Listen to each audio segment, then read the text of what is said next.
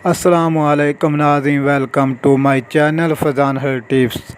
दोस्तों, मैं आप तमाम लोगों को अपने चैनल फज़ान हेल्थ टिप्स पर खुश आमदीद कहता हूँ। नाज़रीन, आज की इस वीडियो में आपको अमल ठहरने की 3 पक्की निशानियाँ बताऊँगा जो अमल ठहरने में पाई जाती हैं। पक्की और कन्फर्म अलामतें, तो वो अलामतें कौन कौन सी हैं? तो दोस्तों, पहले चलते हैं वीडियो की जानब।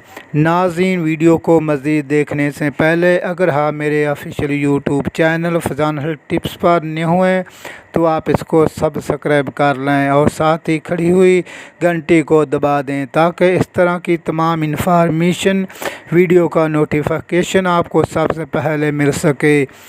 तो पहली अलामत, अमल की सबसे आम अलामत तो माहवारी का ना आना है। अगर आप किसी वजह से माहवारी नहीं आई तो आपको 5 तारीख को आनी थी और 15 तारीख तक भी नहीं आई तो आप सोच लें कि अमल ठहर चुका है। दूसरी अलामत, छातियाँ बड़ी और ज़्यादा हिसास हो जाती हैं। छातियों की सतह पर नसों की तादाद में भी इजाफ़ा हो जाता है। निप्पल के इर्द गिर्द छोटे छोटे दाने बन जाते हैं।